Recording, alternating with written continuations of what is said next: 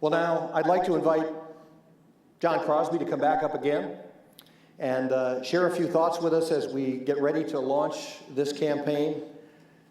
I do want to thank you for all you've done. It is so energizing to be here, so exciting to be with kindred spirits, same kind of crazy as me, all of you in this room. Thank you so much for what you do. John?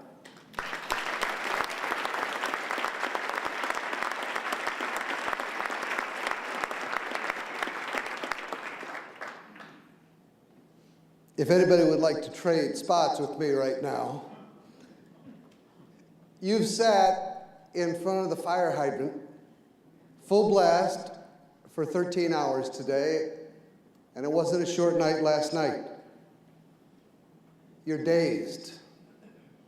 You're only half here. But my mentor taught me about speaking the Bible, that last words are lasting words. Last words are meant to last. Don't waste them.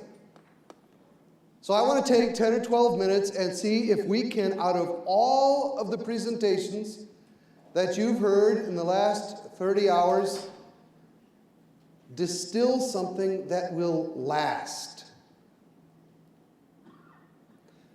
Andrew Natsios used to be on the World Vision staff, and then moved to government. He was appointed the head of USAID, which is the government organization that distributes aid around the world. At the congressional hearings that investigated whether he should have the job or not, one of the Congress people asked, "Why would you do this?" And he said, "I have committed my life to putting the hand of the at-risk poor into the hand of the at-risk rich, and watching God bless both. Putting my hand of the at-risk poor and the at-risk rich so that both are blessed." It was more than a phrase for me. We heard it several times during Andrew's tenure here. 30 years ago this month was the first time I went on one of those mission trips that we've heard all about. I was setting up a high school mission trip for which I was the student pastor in Haiti, a little spit island off of Haiti called La Gonave. And when I got there, it was a blur. We were sent to this primitive clinic, and I, during the course of our tour, was asked to pick up little Jean, my name, little Jean, who was dying and would not live out the day.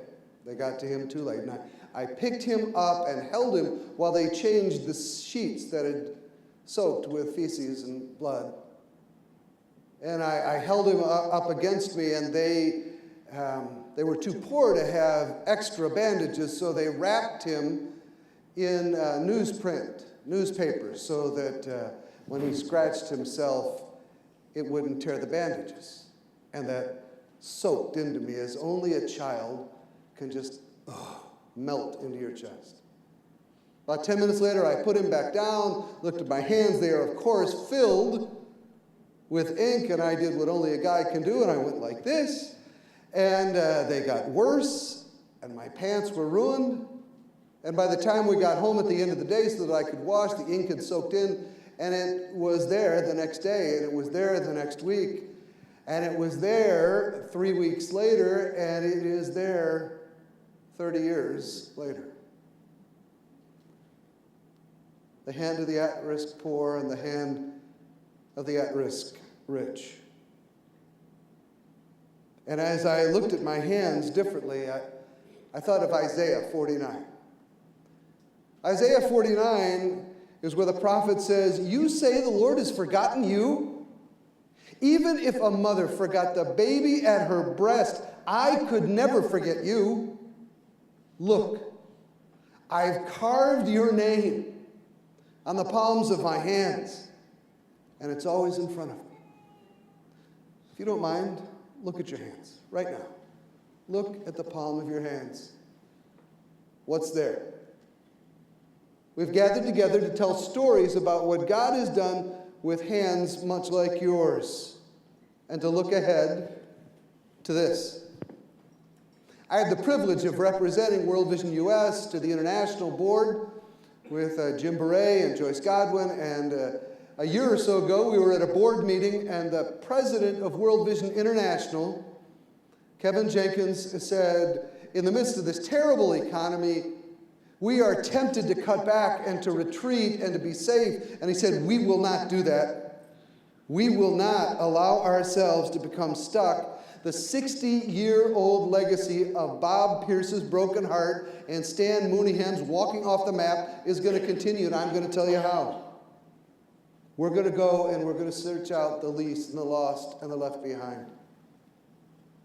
Last statistic of the night. Kevin pointed out that of that 1.2 billion desperately poor people, 600 million plus are children. 600 million children on planet Earth, radically, sickeningly poor, what Bono calls stupid poverty, because it's so easy to fix. World Vision touches just over 100 million through our networks, 100 million of that 600 million children. And Kevin said, well, think about this. What if we were to reach out to 150 million? In other words, a 50% increase in 3 years. 150 million, we would be responsible for 25% of the poorest children on the planet, and we would say, these are ours. These are ours. God has given them to us. We're going to take care of them. What are you going to do with the rest? The board was leaning back in terror and leaning forward at the same time. Because we are attracted to vision. That's why you are here. You have been attracted to a not as usual picture of the world. 500 million reasons that will say, these 10 million children, they're ours. God has given them to us. What are you going to do with some of the others? That's what I'm excited about. That's why I'm here.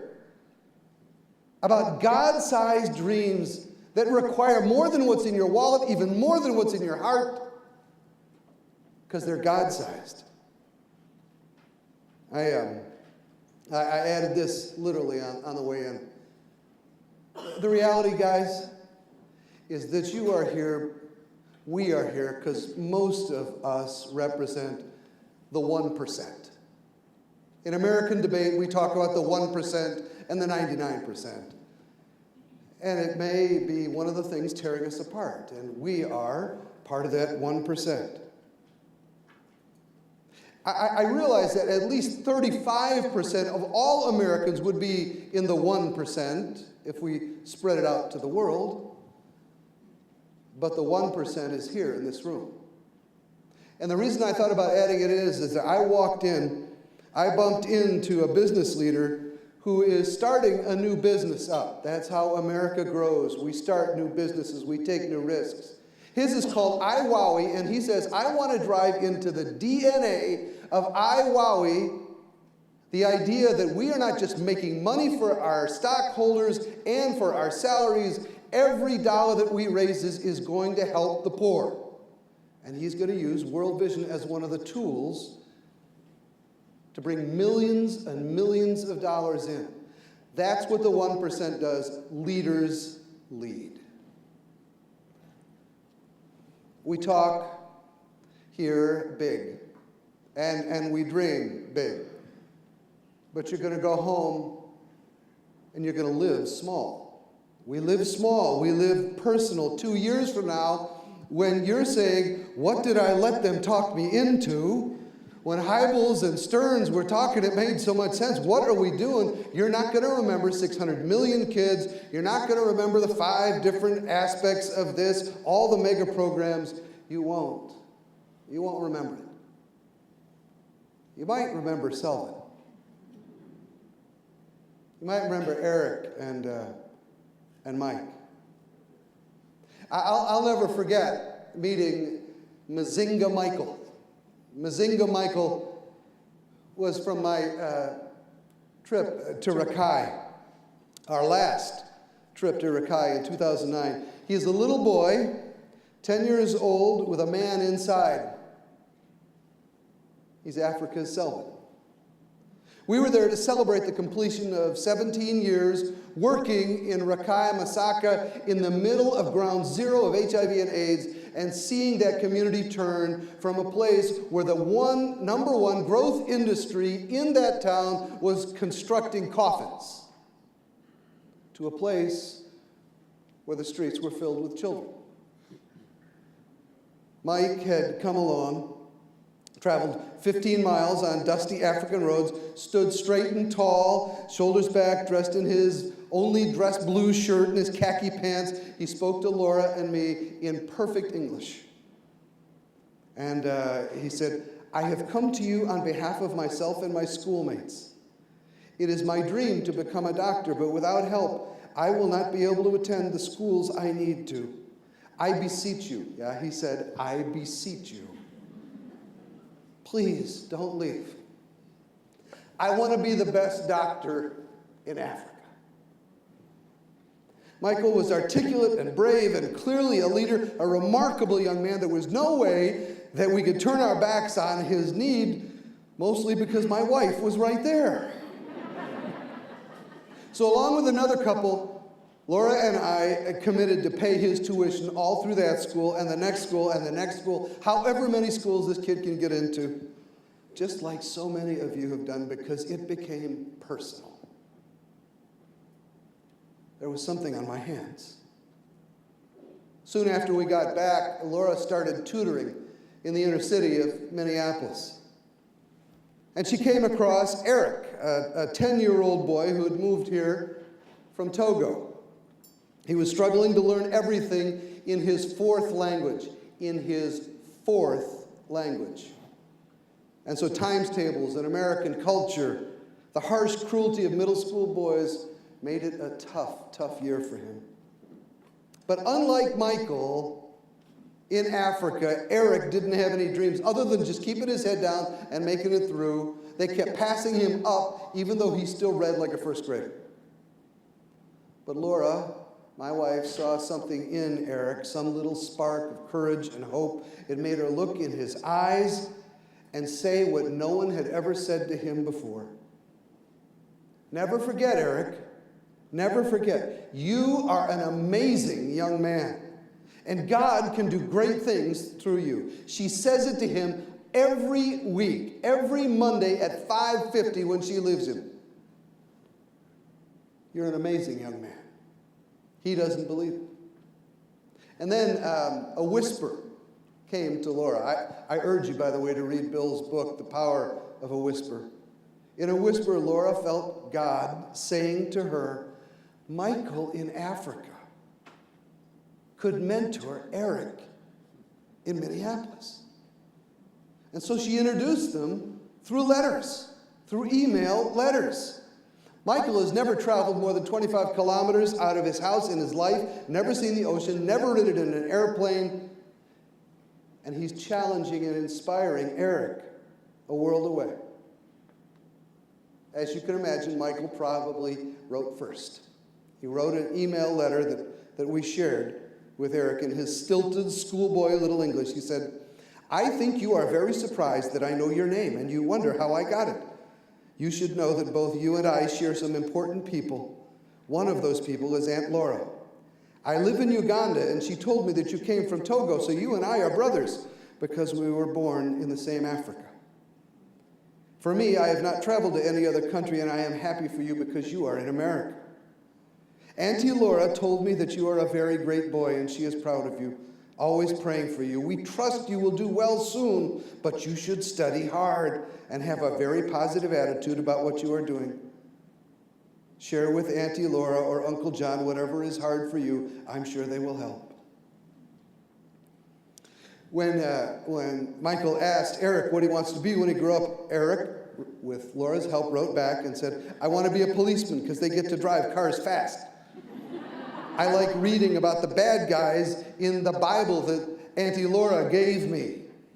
And this was Michael's response. "It's not bad to be a police officer, but you also need to continuously seek career guidance from Auntie Laura and Uncle John so that you can know what else you can do."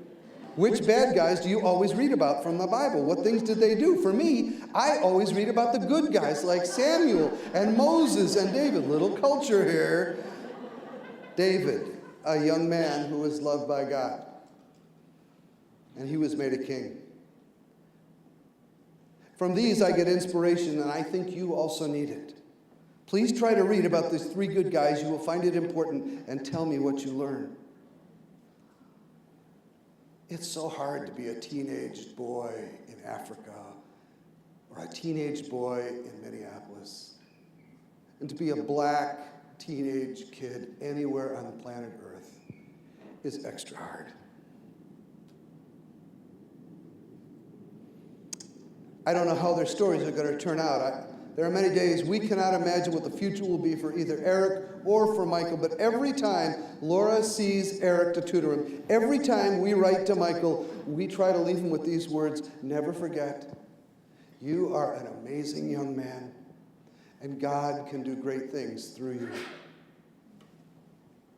The other day, a couple weeks ago, after Laura said that to Eric, Eric went downstairs where the other kids, who mock him for taking tutoring lessons from a white lady, he went down to play pool with them, and he approached George, the head of the tutoring program, and very shyly, he came up to him and said, "You know, I am an amazing young man." The Bible says, don't despise the day of small things. I want you people to give millions of dollars. Millions of dollars.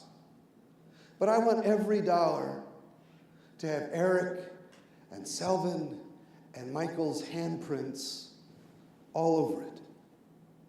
Because God puts the hands of the at-risk poor in the hands of the at-risk rich and blesses us both.